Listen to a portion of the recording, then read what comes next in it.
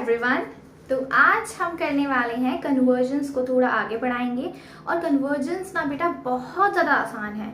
सबसे इम्पॉर्टेंट बात क्या है कि ऑर्गेनिक केमिस्ट्री को करने का सबसे आसान तरीका, अगर आपको करना है अच्छे से, अगर आप चाहते हो कि आप कोई भी क्वेश्चन देखो और आराम से उसको अटेम्प्ट कर पाओ, तो हमेशा बेटा ऑर्गेनिक को थोड़ा डीप में पढ़ा करो। ठीक है, डायरेक्ट रट लोगे इसके बाद ये होने वाला है, इसके बाद ये होने वाला है, तो सिर्फ वही क्वेश्चन आएगा और उसके अलावा आपको कुछ और समझ में आने नहीं वाला। ठीक है, तो इट्स बेटर कि आप हमेशा ध्यान रखो कि आपको ऑर्गेनिक केमिस्ट्री के मैकेनिज्म्स पे ध्यान देना है। ठीक है, अगर आप लाइफ में सच में केमिस्ट्री के अंदर कुछ करना चाहते हो ना, तो डीप में जाओ, थोड़ा मैकेनिज्म्स को समझो। डायरेक्ट न मत समझो कि डायरेक्ट ये डाला हमने तो वो बन गया, ये डाला तो हमने वो बन गया। नहीं, अगर गलती से कुछ और आ गया तो आप कैसे अटेम्प्ट कर पाओगे बेटा। अगर आपको टॉपर बनना है, लाइफ में कुछ अच्छा अचीव करना है तो करो। ओके, और मुझे लगता है हर बच्चे के अंदर ये होना ही चाहिए। हमेशा बेटा हमेशा ट्राई करो कि मुझे बहुत अपना बेस्ट देना है, तो देखो हो ही जाएगा अपने आप। और कंपटीशन किसी और के साथ नहीं, खुद के साथ करना सीखो हमेशा। अगर कंपटीशन खुद से करोगे ना तो हमेशा जीतोगे। ओके, तो हमेशा बेस्ट बनने की कोशिश करो और आप बेस्ट हो। ओके, तो चलो स्टार्ट करें। तो कन्वर्जन के लिए ना सबसे इम्पोर्टेंट बेटा बात क्या होती है, आज हम थोड़ा ट्रिक्स एंड ट्रिक्स की बात करेंगे, ट्रिक्स करेंगे, थोड़ा सा समझेंगे। ठीक है, और उसके अलावा मैं आपको बताऊंगी कि कन्वर्जन्स को डीप में कैसे ध्यान रखना है। ठीक है, चलो अब कन्वर्जन्स के लिए सबसे इम्पोर्टेंट है बेटा कि आपको नाम दिए जाते हैं एग्जाम के अंदर, तो आपको उनका स्ट्रक्चर ड्रॉ करना आना ही चाहिए। You need to draw the structure properly. The structure should be very like it should be precise. आपको एकदम structure correct बनाना पड़ेगा। ठीक है, structures should be correct. Structures should be correct. अगर आप डायरेक्टली देख रहे हो, आपको कुछ बोला गया है, आपको स्ट्रक्चर ही ड्रॉ करना नहीं आता, तो सोच लो बेटा आगे कैसे करोगे, है ना। तो उसके लिए स्ट्रक्चर्स ड्रॉ करना जरूरी है। तो स्ट्रक्चर्स शुड बी करेक्ट, तो उसके लिए हमेशा ध्यान रखो, आयुर्वेदिक नेमिंग पे ध्यान रखो। ठीक है, आयुर्वेदिक नेमिंग आनी ही चाहिए। आपको नहीं आती कमेंट सेक्शन में बताओ, मैं एक अलग से वीडियो बनाऊंगी। बहुत सिंपल है बेटा आयुर्वेदिक नेमिंग, किसी की भी लिखनी है ना, बहुत सिंपल है। ठीक है, फिर दूसरी चीज अगर कन्वर्जन करना है, ठीक है, तो बहुत इंपॉर्टेंट बात है ध्यान रखने वाली कि आपको चेक करना पड़ेगा। लेट्स से हमें प्रिपरेशन ध्यान रखनी है कि हमने अपने हैलो एल्केन्स, जैसे आज हम हैलो एल्केन्स के बारे में पढ़ रहे हैं, तो सिंपल मैं हैलो एल्केन्स की बात करूंगी, उससे ज्यादा नहीं। ठीक है, तो हैलो एल्केन्स की अगर हम बात करते हैं ना, तो हमेशा आपको ध्यान रखना पड़ेगा कि हैलो एल्केन बना कैसे था। तो you should have complete idea of preparation. तो है ना, हमें प्रिपरेशन में हमने क्या क्या पढ़ा था बेटा कि हम एल्कीन से बना सकते हैं, हम एल्केन से बना सकते हैं, है ना, बना सकते हैं आसानी से। ओके, और हम उसके अंदर रिएक्शंस करा सकते हैं, कैसे, हैलोजन एक्सचेंज रिएक्शंस, है ना, जिसमें हमने 2 रिएक्शंस पढ़े थे, नेमिंग कौन कौन से, स्वर्ट्ज और फिंकलस्टन रिएक्शन, है ना। तो हमने वो भी पढ़ा था। हमने जो प्रिपरेशन पढ़ा था वो क्वेश्चन हमें माइंड में होना ही चाहिए, ताकि हम आसानी से किसी चीज को सॉल्व कर पाए। ठीक है, तो नेक्स्ट सेकेंड नंबर क्या है, अगर मान लो आपके पास एल्केन दिया है, ठीक है, सिंपल एल्केन है और आपको उसको किसी और में कन्वर्ट करना है, तो बेटा सबसे पहली चीज, एल्केन नॉर्मली किसी चीज में कन्वर्ट नहीं होता, तो आपको उसको हैलो एल्केन में कन्वर्ट पक्का करना पड़ेगा। तो सबसे पहली चीज, अगर आपको एल्केन दे रखा है तो उसको आप एल्काइल क्लोराइड, एल्काइल ब्रोमाइड किसी चीज में कन्वर्ट करो। ठीक है, क्योंकि एल्केन में ये पूरा एक कोवेलेंट कंपाउंड है और कोवेलेंट कंपाउंड को तोड़ना इतना आसान नहीं होता, है ना। और दूसरी चीज क्या है कि इसका मेल्टिंग पॉइंट, बॉइलिंग पॉइंट बहुत हाई है। और दूसरी बात ये भी है, इसके अंदर मेल्टिंग पॉइंट छोड़ो, सबसे इंपॉर्टेंट बात क्या है, इसके अंदर पोलैरिटी ही नहीं है ना, बहुत लेस पोलैरिटी है। तो इस वजह से इसको हमें हमेशा फ्री रेडिकल कराना पड़ता है इसमें रिएक्शन। तो हमेशा इसका एल्काइलेशन, हमेशा इसका क्लोरीनेशन या ब्रोमिनेशन कराना बहुत जरूरी है। और अगर मुझे उसे कराना है तो हमेशा हम लेंगे जैसे Cl2 विद लाइट, या मैंने Br2 ले लिया विद लाइट। ठीक है, इन दोनों में से कोई भी ले लो और आप बना लो एल्काइल क्लोराइड या फिर एल्काइल ब्रोमाइड, अगर आपको एल्केन दे रखा है तो। ठीक है बेटा, ये सिंपल ट्रिक्स बता रही हूँ, इस चीज को शॉर्ट नोट की तरह माइंड में रखो, आसान हो जाएगा आपके लिए हर काम करना। फिर थर्ड पॉइंट, ये तो बात होगी अगर मुझे एल्कीन दे रखा है तो मैं ये काम कर सकती हूँ, ठीक है। अब अगर मुझे चेन को बड़ा बनाना है, मुझे डबलिंग करनी है, या मेरे पास सिंगल कार्बन की चेन दे रखी थी, मुझे तो 4 कार्बन की चेन बनानी है, तो क्या करें, है ना। तो इसके लिए हमारे पास सिंपल रिएक्शन है, वो नेमिंग रिएक्शन है, आपको ध्यान होना ही चाहिए, ठीक है। तो अगर मुझे एल्केन से, मेरे पास मान लो थर्ड पॉइंट क्या है, बहुत इंपॉर्टेंट है, अगर मुझे इंक्रीमेंट कराना है, इंक्रीमेंट ऑफ कार्बन चेन, अगर मुझे कार्बन चेन का इंक्रीमेंट कराना है बेटा, तो मुझे क्या करना पड़ेगा, this is your third point, okay. तो अगर मुझे कार्बन चेन का इंक्रीमेंट कराना है तो मैं क्या करूंगी, मैं हमेशा इस एल्काइल क्लोराइड को किसके साथ रिएक्ट करूंगी बेटा, सोडियम और ड्राई ईथर, और इसे क्या कहते हैं, वुड्स रिएक्शन। तो यहाँ पे जो चेन है, जैसे अगर मैं यहाँ पे ले लूं इथाइल क्लोराइड, ठीक है, अगर मैं ले लूं यहाँ पे इथाइल क्लोराइड, ठीक है, तो 2 कार्बन की चेन है ना, तो यहाँ पे 4 कार्बन हो जाएंगी डायरेक्टली, ठीक है। तो ये बन जाएगा हमारा ब्यूटेन, ओके। और इसे कहते क्या है बेटा, ये है हमारा वुड्स रिएक्शन, ये है हमारा वुड्स रिएक्शन। बहुत सिंपल ट्रिक्स बता रही हूँ बेटा, बहुत आसान है, कोशिश करो, ठीक है। और ये पॉइंट्स को नोट करते रहो, ठीक है। नोट करते जाओगे तो आपको एक आइडिया रहेगा कि आपको करना क्या है, कुछ कन्वर्जन आ गया तो कैसे अचीव करें, कैसे आंसर्स तक पहुंचे, ठीक है। तो इसलिए हम ये डायरेक्ट समझते हैं, ओके। अब ये बात क्लियर है बेटा, ठीक है, इसे नोट डाउन करो। फिर थोड़ा और ट्रिक्स लेते हैं और इस ट्रिक्स को यूज करके ना एक कन्वर्जन देखते हैं, ठीक है। पहले इसे लिखो, 1 2 3 4 गो, चलो करें। अब देखो फोर्थ पॉइंट लिखती हूं मैं यहाँ पे। फोर्थ पॉइंट क्या है बेटा, अगर मान लो आपके पास एल्कीन है, ठीक है, रिएक्शन के अंदर, फोर्थ पॉइंट है, if you have alkene in your reaction, if you have alkene at the starting material, अगर आपके पास एल्कीन दिया हुआ है बेटा, तो एक चीज बहुत अच्छे से ध्यान रखना, जो एल्कीन है वो करती है एडिशन रिएक्शन, ठीक है, वो करेगी एडिशन रिएक्शन, ये बहुत इंपॉर्टेंट बात है। एल्कीन जो है वो करती है एडिशन रिएक्शन। तो अगर HCl आया, HBr आया, या कुछ भी आया, तो हमेशा ध्यान रखना है, जैसे मेरे पास आ गया HCl, ठीक है, या मेरे पास आ गया HBr, या मैंने ले लिया पानी, ठीक है, वाटर, ओके, या फिर मैंने ले लिया सोडियम हाइड्रोक्साइड, अगर मैं इसमें से कुछ भी लूंगी तो मुझे एडिशन कराना पड़ेगा अकॉर्डिंग टू मार्कोनिकोव, ठीक है, मार्कोनिकोव एडिशन। ये शॉर्ट ट्रिक्स बता रही हूँ बेटा, ये ध्यान रखनी है। ये होगा इसके अंदर मार्कोनिकोव एडिशन, ठीक है। और in the absence of peroxide, अगर आपके पास परऑक्साइड नहीं दे रखा तो ही होगा, in the absence of peroxide, okay. और कहीं पे भी आपको दिखे ना, जैसे 2 अल्कोहल बन रहा है, 2 प्रोपेनॉल बन गया, या 2 ब्रोमोप्रोपेन बन गया, तो हमेशा ध्यान रखो, कहीं पे भी बीच में अगर डल रहा है कोई हैलोजन, तो वो मार्कोनिकोव एडिशन होता है, और उसमें कोई परऑक्साइड नहीं डालते, ठीक है। आपको कहीं पे भी दिख रहा है 2 ब्रोमोप्रोपेन बन रहा है, यार क्या करें क्या करें क्या करें, इसका मतलब उसका स्टार्टिंग मटेरियल कोई एल्कीन रहा होगा, ओके, उसका जो स्टार्टिंग मटेरियल है कोई एल्कीन रहा होगा। हमेशा अपना एंडिंग प्रोडक्ट देखो, एंडिंग प्रोडक्ट आपने देखा, उस एंडिंग प्रोडक्ट के अंदर क्या बन रहा था, जो भी बन रहा था वो एक्चुअली उसमें क्या डाला होगा यार, ऐसा सोचो पहले, ठीक है, इस तरीके से उसमें क्या डाला होगा, और अगर डाला होगा तो किस मटेरियल के अंदर डाला होगा, ये इंपॉर्टेंट बात है, तो ये ध्यान रखना पड़ेगा, ठीक है। तो अगर आप ऐसे ऐसे पीछे जाते जाओगे ना, तो आप अपने स्टार्टिंग मटेरियल तक बहुत आसानी से पहुंच जाओगे, ओके, इट्स वेरी इजी। अब देखो दूसरा है बेटा, अगर आप HBr डालते हो और इसके साथ डाल देते हो परऑक्साइड, ठीक है, परऑक्साइड का बेटा फॉर्मूला आ जाता है पेपर के अंदर, तो फॉर्मूले में गड़बड़ नहीं करनी, बहुत आसान है। परऑक्साइड जैसे C6, यहाँ पे ले लिया मैंने H5, C double bond O O O, C double bond O, और ये C6H5, ये होता है इतना बड़ा सा फॉर्मूला, आपको ऐसे लिखा होगा C6H5 C double bond O O, और ये ट्वाइस, ठीक है, ऐसे गिवन होगा, तो ये परऑक्साइड है। और अगर HBr के साथ परऑक्साइड गिवन है तो हमारा कौन सा एडिशन होगा बेटा, एंटी मार्कोनिकोव एडिशन, ठीक है, एंटी मार्कोनिकोव एडिशन, ओके।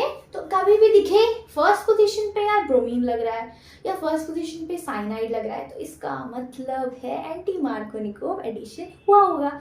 और अगर साइनाइड लग रहा है तो साइनाइड डायरेक्ट अटैक नहीं करवा सकते, तो हमेशा हम पहले ब्रोमीन अटैक कराएंगे HBr के साथ, उसके जाएंगे एंटी मार्कोनी। ठीक है, ये हो गई दूसरी, ये फोर्थ ट्रिक। उसके बाद देखो, अब एडिशन रिएक्शन में ना एक बार बेटा Br2 भी आ जाता है in the presence of carbon tetrachloride, तो ये भी एक तरह का एडिशन रिएक्शन है। अब इसमें 2 Br दे रखे हैं ना, 2 Br, तो दोनों के दोनों Br लग जाते हैं एल्कीन पे जाके। ओके, दोनों के दोनों ब्रोमीन लग जाते हैं।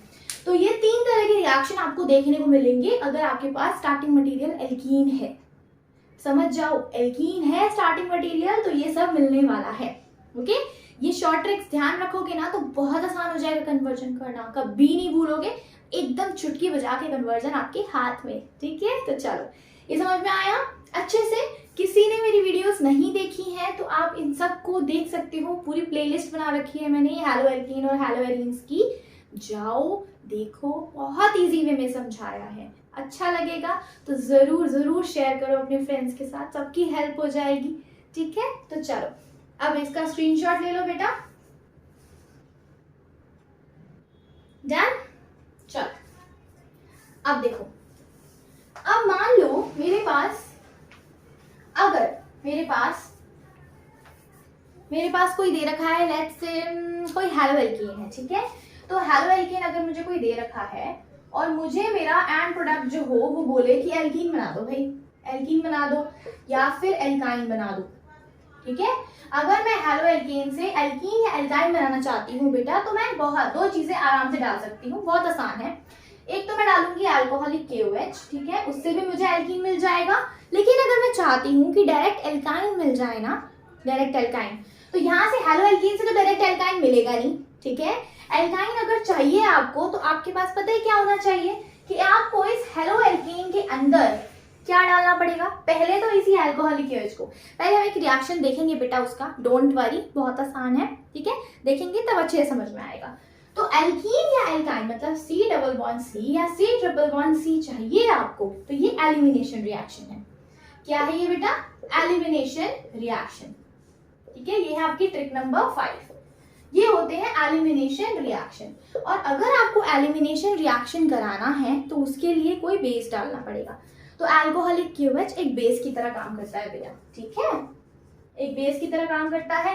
व्हाई, ये मैं बता चुकी हूँ, फिर से बता देती हूँ, due to alkoxide formation. Alkoxide एक बहुत अच्छा बेस है।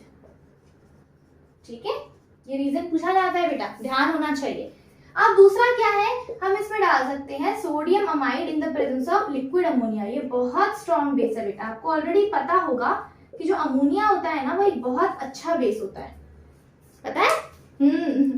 तो ये अमोनिया ना बहुत अच्छा बेस होता है। तो यहाँ से सोडियम अमाइड में से सोडियम पॉजिटिव बनता है और ये NH2 नेगेटिव, तो ये बेस की तरह काम करता है। और फटाफट जाके बेस का काम क्या होता है, हाइड्रोजन को एब्स्ट्रैक्ट करना, H+ आयन को एब्स्ट्रैक्ट करना। तो ये एब्स्ट्रैक्ट कर लेता है और आराम से अमोनिया बन के बैठता है। तो ये बहुत स्ट्रॉन्ग बेस है। अगर आपको डायरेक्ट बनाना है ना, कभी आपके पास, अभी हम क्वेश्चन लेंगे तो बड़ा मजा आएगा, समझ में आएगा आपको। तो अगर आपको बेस चाहिए तो आप इन दोनों में से कोई भी अच्छा बेस डाल सकते हो। दोनों काम के हैं, दोनों डालो, दोनों से काम हो जाएगा आपका। ठीक है, तो ये हो गए हमारे बेस, अगर मुझे एलिमिनेशन रिएक्शंस चाहिए तो। ठीक है, अब मुझे जब एलिमिनेशन रिएक्शंस चाहिए ना, तो इसके लिए ना बेटा 2 रूल होते हैं। ओके, एक होता है सेटजेफ रूल, एक होता है हॉफमैन। हम हॉफमैन की बात ही नहीं करेंगे अभी, अब वो अल्कोहल आएगा ना तब हम उसकी बात करेंगे। अभी हम सिर्फ और सिर्फ सेटजेफ की बात करेंगे। ठीक है, तो एक चीज बहुत इंपॉर्टेंट है, रूल को याद मत रखो, बेसिक्स को ध्यान रखो। अभी मैं बेसिक्स समझाने वाली हूँ उस चीज का। ओके, तो चलो इसे नोट डाउन करो बेटा, this is your 5th trick. Now let's move to the next. चले आगे बढ़े, चलो। अब देखो, अब 6th ट्रिक क्या है बेटा, कि जब भी एल्कीन बनेगा ना, तो आपको एल्कीन हमेशा मोर सब्स्टिट्यूटेड बनाना है। Alkene should be highly substituted. आपका एल्कीन जो होना चाहिए वो सब्स्टिट्यूटेड होना ही चाहिए। अब ऐसा क्यों? तो ऐसा इसलिए, चलो देखते हैं। जैसे मान लेते हैं, एक एग्जाम्पल लेते हैं बेटा। ठीक है, इस एग्जाम्पल के अंदर मैं ले लेती हूँ CH3, ठीक है, CH, ठीक है, यहाँ पे ले लिया Cl और ये CH, ये CH3, ठीक है। चलो, अब मैंने ये ले लिया। अब देखो, हमेशा जब एलिमिनेशन होता है ना बेटा, तो बीटा हाइड्रोजन एलिमिनेशन भी कहते हैं इसको। तो बीटा हाइड्रोजन एलिमिनेशन कहने का क्या मतलब, उसके नाम में कुछ तो बात छुपी हुई है ना। तो बीटा हाइड्रोजन एलिमिनेशन का मतलब कि आपको अपना बीटा हाइड्रोजन ढूंढना पड़ेगा। ओके, अब ऐसा तो है नहीं कि एक कंपाउंड के अंदर एक ही बीटा हाइड्रोजन हो, है ना। तीन पॉसिबिलिटी मिल सकती है आपको। हो सकता है कि एक भी ना हो सकता है एक हो, या हो सकता है दो हो, या हो सकता है 3-4 हो। तो हम कैसे पहचानेंगे भाई कि हमें कौन सा बीटा हाइड्रोजन निकालना है। अब ये है इंपॉर्टेंट बात, ठीक है। चलो देखते हैं। अब यहाँ पे देखो बेटा, ऐसा कार्बन जो क्लोरीन से अटैच होता है उसको कहते हैं अल्फा, और उसके नेक्स्ट वाला होता है बीटा। तो इसके एडजेसेंट पे ये वाला कार्बन भी लगा है और इसके एडजेसेंट पे ये वाला कार्बन भी लगा है। तो हमारे पास दो बीटा है, ठीक है, दो बीटा बन गए। तो हम ना दोनों में से एक बीटा हाइड्रोजन निकाल के दो प्रोडक्ट बनाते हैं, ठीक है। पहले मैं ए बना रही हूँ, इसको मान लेते हैं ए, इसको मान लेते हैं बी। तो मैं पहले ए प्रोडक्ट बना रही हूँ, फिर बी प्रोडक्ट बनाती हूँ, फिर देखते हैं स्टेबिलिटी किसकी ज्यादा है भाई, है ना। स्टेबल कौन है ज्यादा। यहाँ से अगर मैं हटाऊंगी तो ये बनेगा CH2 डबल बॉन्ड। देखो यहाँ से क्या होगा, ये रहा हाइड्रोजन, ये हाइड्रोजन और Cl निकल जाएंगे, HCl माइनस HCl, ठीक है बेटा। एलिमिनेशन का क्या मतलब है, स्मॉल मॉलिक्यूल बाहर फेंकना पड़ेगा, जाओ बेटा जाओ, ठीक है। और HCl तो गैस है, फटाफट निकल जाती है, ठीक है। देखो CH2 डबल बॉन्ड C, यहाँ पे हो गया H, ये बना CH2 और ये बना CH3। अब ये बना A प्रोडक्ट, ठीक है, this is our A product. अब B प्रोडक्ट बनाते हैं। इसमें मैं ये वाला हाइड्रोजन निकाल रही हूँ, तो ये वाला हाइड्रोजन और ये वाला Cl, तो क्या बनेगा बेटा CH3 CH double bond CH CH3, ठीक है। अब देखो हमारे पास दो पॉसिबल प्रोडक्ट्स बने हैं। अब ये इंपॉर्टेंट बात है ध्यान रखने वाली, ठीक है। अब सेडजेफ कहते हैं ना कि भाई मेरा जो प्रोडक्ट है वो तो ये वाला है।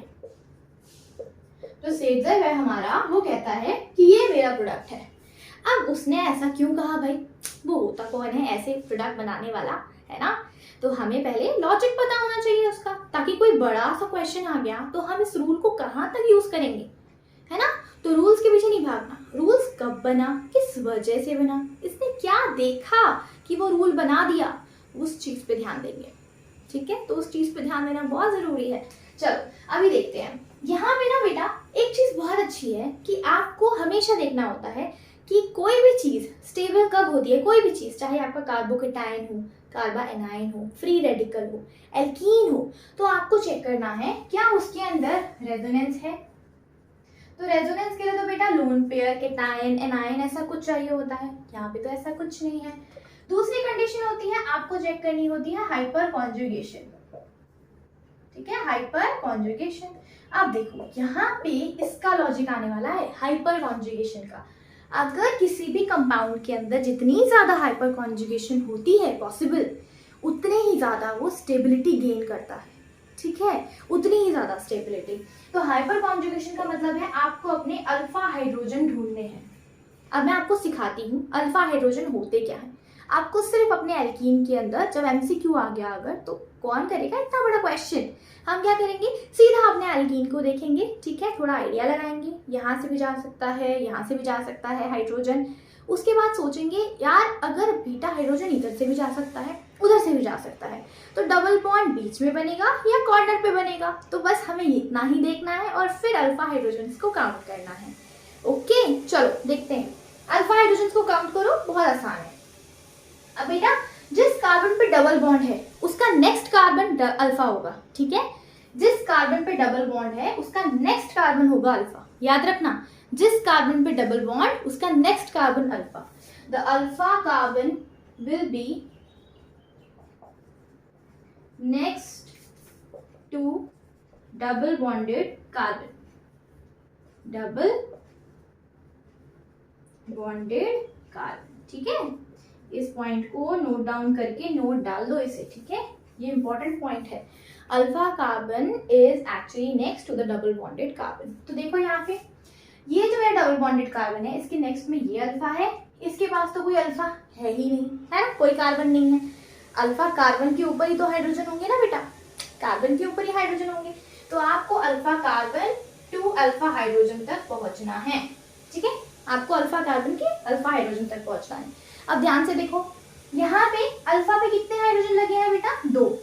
एक ये रहा ऊपर, एक ये रहा नीचे, ठीक है, 2 है इसके पास, तो मैं यहाँ लिख दूँ इट कंटेन्स 2 अल्फा हाइड्रोजन्स। अब यहाँ पे देखो ये डबल बॉन्डेड कार्बन, इसके नेक्स्ट पे ये हो गया अल्फा, इसके नेक्स्ट पे हो गया ये अल्फा। देखो यहाँ पे 3 अल्फा हाइड्रोजन, यहाँ पे 3 अल्फा, ओवरऑल कितने हो गए 6 अल्फा हाइड्रोजन। तो बताओ कौन सा स्टेबल?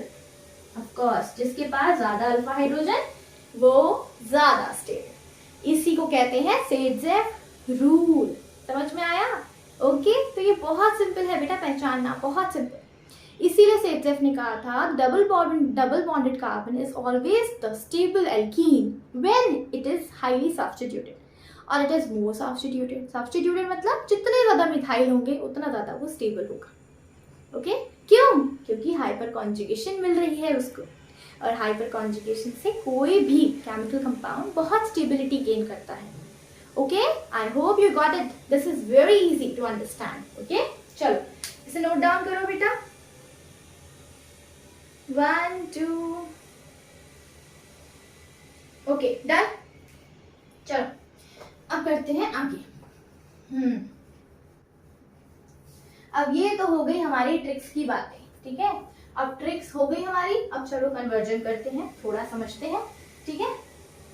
उसके बाद मैं आपके बुक के लास्ट में, जो एक्सरसाइज में एकदम लास्ट में 20 कन्वर्जन है ना, वो एक साथ करवाऊंगी, ठीक है। देखो अब पहले कन्वर्जन में हम सिंपल करते हैं। ओके, जैसे मान लो मैं 1 बाय 1 पहले नॉर्मल क्वेश्चन लूंगी, ठीक है, उसके बाद कन्वर्जन भी देखते हैं। देखो मेरे पास मान लेते हैं, मेरे पास है CH3, let's say this is CH3 and this is CH3, ठीक है। बहुत बच्चे बोलते हैं बेटा इसमें कि मैम आपने ये कार्बन इधर साइड क्यों लगाया, आपने हाइड्रोजन क्यों नहीं लगाया? बेटा ये इसलिए लगाया क्योंकि कार्बन कार्बन से बॉन्डेड है, ठीक है। तो जब भी कॉर्नर का मिथाइल लिखते हैं ना तो उसको CH3 की जगह H3C करके लिखते हैं, ताकि शो कर सकें कि एक्चुअली कार्बन बॉन्डेड है, हाइड्रोजन नहीं। ओके, तो चलो अब देखो मैंने क्या बताया था बेटा, एल्केन है। एल्केन डायरेक्टली तो काम करेगा नहीं। मान लो मुझे इस इथेन से बनाना है, let's say I have to make ethane too, क्या बनाएं, चलो इथेन टू बनाते हैं हम नाइट्रो इथेन, ठीक है। हम बनाते हैं नाइट्रो इथेन, हमें बनाना है इथेन टू नाइट्रो इथेन। बनाए, चलो कोशिश करो, आप भी वीडियो को पॉज करो, खुद से ट्राई करो। ओके, अब मुझे इथेन टू नाइट्रो इथेन बनाना है। मैंने क्या कहा था बेटा, इथेन डायरेक्टली किसी पे अटैक नहीं करता, तो हमें पहले नॉर्मली उसके अंदर चेक करना पड़ेगा कि वो एक्चुअली रिएक्शन किससे करेगा। तो मैंने क्या बताया था, वो हमेशा लाइट से रिएक्ट करेगा, ठीक है, लाइट से रिएक्ट करेगा। कैसे? फ्री रेडिकल मैकेनिज्म से। ये क्वेश्चन पूछा जाता है कि अगर एल्केन से, आपको एल्केन से अगर एल्काइल क्लोराइड बनाना है तो वो किस मैकेनिज्म से होता है? तो वो फ्री रेडिकल से होता है। ओके, ये मैंने वीडियो बना रखी है, आप जरूर देखना, ठीक है। देखो अब यहाँ पे मैं क्या डालूंगी, Cl2 with the H new, तो क्या हो जाएगा बेटा, एक जो कार्बन है उसके पास Cl लग जाएगा। देखो ये CH2Cl बन गया, एक हाइड्रोजन यहाँ से गया, एक Cl यहाँ से गया, हमें HCl की गैस मिल गई, वो जो इवेपोरेट हो गई और हमें मिल गया CH2Cl। अब यहाँ से नाइट्रोइथेन बनाना कोई ज्यादा मुश्किल वाली बात नहीं है। कैसे? हमें पता है बेटा जो नाइट्रो होता है ना वो एक तरह का एम्बाइडेंट न्यूक्लियोफाइल है, इट्स अ एम्बाइडेंट, ठीक है। ये भी पॉइंट है याद रखने वाला, इस पे वीडियो बना रखी है पूरी, ठीक है, जाके जरूर देखना। एम्बाइडेंट है तो पहले ना अगर आप KNRU डालोगे या सिल्वर नाइट्रेट डालोगे इसके अंदर तो अलग अलग रिएक्शन होंगे। कैसे?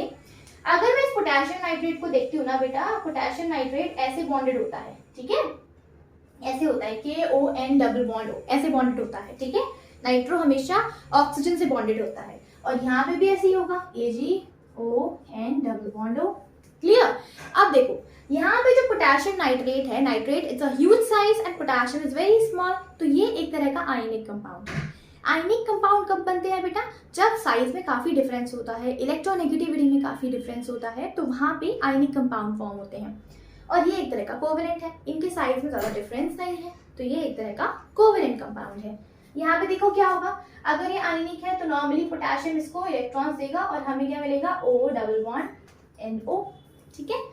अगर मेरा ऑक्सीजन जाके किसी और पे अटैक करेगा, अब ये न्यूक्लियोफाइल है, Cl एक न्यूक्लियोफाइल है, तो होने क्या वाला है, nucleophilic substitution reaction, nucleophilic substitution reaction. ठीक है, न्यूक्लियोफाइल आएगा और इस Cl को रिप्लेस कर देगा, सब्स्टिट्यूट हो गया, उसकी पोजीशन उसने ले ली।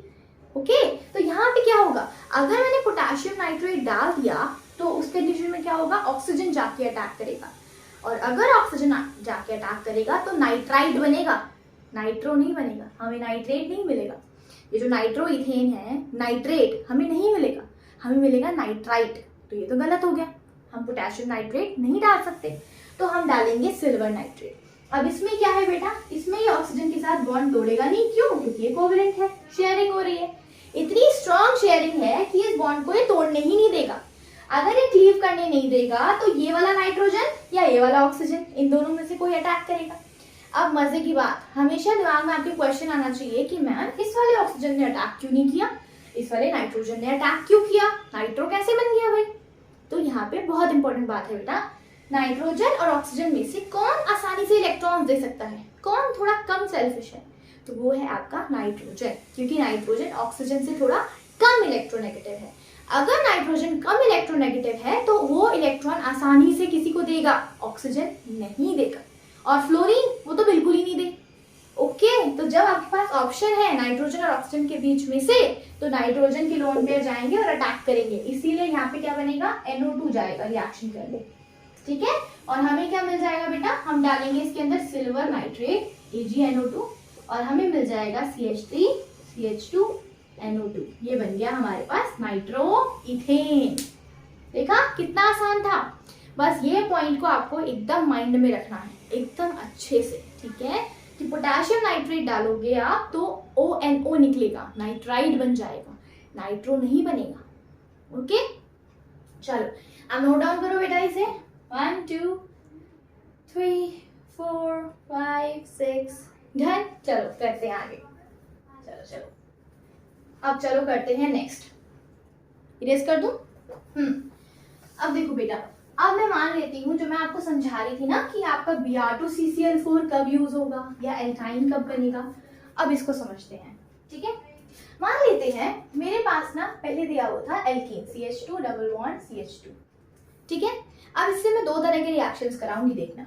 अब मेरे पास दे रखा है इथीन, अब मुझे बोल रहे हैं कि मुझे जो इथीन है ना, इससे मुझे बनाना है काइंड ऑफ लेट्स से चलो इसका रिएक्शन करते हैं, ठीक है, ट्राई करते हैं क्या क्या हो सकता है इसके अंदर। ओके, तो अगर मैं इसके अंदर डालूं, लेट्स से मैं इसके अंदर डालूं HBr, ठीक है, अगर मैं इसके अंदर HBr डालूंगी तो होगा क्या, एडिशन रिएक्शन है ना, और ये एक तरह का सिमेट्रिकल एल्कीन है, तो Br कहीं पे भी चला जाएगा, हाइड्रोजन कहीं पे भी चला जाएगा, तो हमें क्या मिलेगा बेटा, CH3 CH2 Br, done, Br मिल गया। अब अगर मैं इसके अंदर डाल दूं लेट्स से KCN, फिर से बेटा ये साइनाइड है, कार्बन और नाइट्रोजन, ये साइनाइड एक एम्बाइडेंट न्यूक्लियोफाइल है, तो अगर KCN आएगा तो अभी मैंने समझाया ना, तो KCN क्या है, एक आयनिक कंपाउंड है ना। अगर KCN एक आयनिक कंपाउंड है तो कार्बन अटैक करेगा, क्योंकि पोटेशियम साइनाइड ऐसे बॉन्डेड होता है, ठीक है, तो ये कार्बन को देगा, तो हमें मिलेगा साइनाइड, ठीक है। यहाँ पे क्या मिलेगा हमें, CH3 CH2 CN, मिल गया साइनाइड, ठीक है। इसके बाद क्या हो सकता है, इसके बाद एक और चीज हो सकती है, पता है क्या, कि साइनाइड से आप डायरेक्टली कार्बोक्सिलिक एसिड बना सकते हो बहुत आसानी से। कैसे, इसका हाइड्रोलिसिस कर दो आप, इसमें या तो आपको बेटा H3O+ गिवन होगा या आपको दिया होगा H2O with H+, इसका मतलब यही है कि आपको हाइड्रोलिसिस के लिए दे रखा है। हाइड्रोलिसिस में साइनाइड का बन जाता है कार्बोक्सिलिक एसिड, इसका मैंने पूरा मैकेनिज्म बताया है बेटा, आप लोग चाहो तो वीडियोस में देख सकते हो, ठीक है। CH3 CH2 COOH, साइनाइड का हाइड्रोलिसिस करेंगे तो मिल जाएगा कार्बोक्सिलिक एसिड मिल जाएगा। ओके, अब देखो यहाँ तक हम पहुंच गए, मतलब अगर हम एल्कीन है हमारे पास, इथीन है, तो हम इथीन से कार्बोक्सिलिक एसिड तक आ सकते हैं, और यहाँ पे हमने देखा कि ये तो एक तरह का प्रोपेनोइक एसिड बन गया है ना, क्योंकि यहाँ पे 3 कार्बन आ गए चेन के अंदर, तो ये बना क्या, ये बन गया प्रोपेनोइक एसिड, है ना। मतलब यहाँ पे हमने देखा कि एसेंट ऑफ कार्बन चेन हो गई, कार्बन चेन बढ़ गई, एक कार्बन एक्स्ट्रा जुड़ गया, यहाँ पे एक कार्बन एक्स्ट्रा आ गया। ओके, अब देखो यहाँ पे हम डालते हैं, कुछ और डालें, हम डालते हैं इसके अंदर, लेट्स से हम डालते हैं, फिर से एक और बात का वो करते हैं, HCl डाल देते हैं, ठीक है। फिर से HCl डालें तो यहाँ पे क्या हो जाएगा, CH3, ये बन जाएगा CH3, ये CH2 और यहाँ पे Cl, ठीक है। HCl से यहाँ पे क्या आ गया बेटा, Cl। अब अगर मुझे हेलो एल्कीन से एल्कीन बनाना होता है तो मैंने आपको क्या समझाया था, आप दो चीजें डाल सकते हो, अल्कोहलिक KOH या फिर sodium amide with the liquid ammonia. तो हम अल्कोहलिक KOH डाल देते हैं, ओके। अल्कोहलिक KOH ध्यान भी होना चाहिए, तो हमने डाला अल्कोहलिक KOH, ओके। हमें क्या मिलेगा, यहाँ से रिमूव हो जाएगा HCl, माइनस HCl, क्या होगा, इस कार्बन को कहते हैं अल्फा जो क्लोरीन से अटैच्ड है, उसके नेक्स्ट वाला बीटा, इसके पास हाइड्रोजन है, हाँ जी बिल्कुल है, तो हाइड्रोजन और Cl निकल गए और हमें क्या मिल गया, CH2 डबल बॉन्ड CH2। जहां पे शुरू किया था वहीं पे वापस आ गए, देखो जहां से शुरू किया था वहीं पे वापस आ गए हम। अगर हमने अल्कोहलिक KOH डाला तो जहां से शुरू किया था वहीं पे वापस आ गए। अब क्या करें, अब क्या करें, क्या करें, क्या करें, कुछ इंटरेस्टिंग करते हैं। देखो अब यहाँ पे अगर मैं डाल दूं इसी में Br2 with the carbon tetrachloride, अगर मैं डाल दूं Br2 विद कार्बन टेट्राक्लोराइड तो क्या होगा, फिर से एडिशन रिएक्शन, और हमारे दोनों कार्बन के ऊपर एक एक ब्रोमीन लग जाएगा, है ना। तो यहाँ पे क्या बन जाएगा, ये बनेगा CH2Br, ये बनेगा CH2Br, है ना बेटा। यहाँ पे दोनों पोजीशन पे Br लग जाएगा। अब देखो एल्कीन से एल्काइन कैसे बनाते हैं, यहाँ देखो ध्यान से, ये यहाँ से अगर मैं देखूं ध्यान से, अगर मुझे क्लियरली दिख रहा है तो मैं अगर इसमें फिर से अल्कोहलिक KOH डालूं 2 टाइम्स तो होगा क्या, इसके पास हाइड्रोजन है, इसके पास Br है, तो ये एक HBr निकल जाएगा, इसके पास Br है, इसके पास हाइड्रोजन है, तो यहाँ से फिर एक HBr निकल जाएगा और हमें क्या मिलेगा, CH ट्रिपल बॉन्ड CH, मिल गया क्या, एल्काइन। देखो कहाँ से शुरू किया था, हम कहाँ तक पहुंच गए थे, और इसी से हम कहाँ दूसरे प्रोडक्ट तक भी पहुंच गए। मतलब एल्कीन से एल्काइन भी बनाया जा सकता है, बहुत आसान है। सिर्फ जो मैंने ट्रिक्स बताई ना, सिर्फ उसी का यूज किया है मैंने, उसको यूज करो और आसानी से कन्वर्जन करो। इतना आसान है बेटा कन्वर्जन करना। कोई भी दिक्कत है, कोई भी टेंशन है, यू कैन कमेंट मी, ठीक इजीली आप उसको कमेंट करके बताओ मुझे, मैं आपका वो डाउट फॉर श्योर सॉल्व करूंगी, अच्छे से समझाऊंगी आपको, एकदम अच्छे से, क्योंकि बेटा ये बहुत आसान है। देखो लाइफ में ना हमेशा हमेशा जीतने का सोचो, बहुत अच्छा करोगे, हमेशा अच्छा करोगे, ठीक है। तो कभी गिव अप मत करना, हमेशा खुश रहो और हमेशा आगे बढ़ते रहो। ओके, आज के लिए इतना ही, थैंक यू।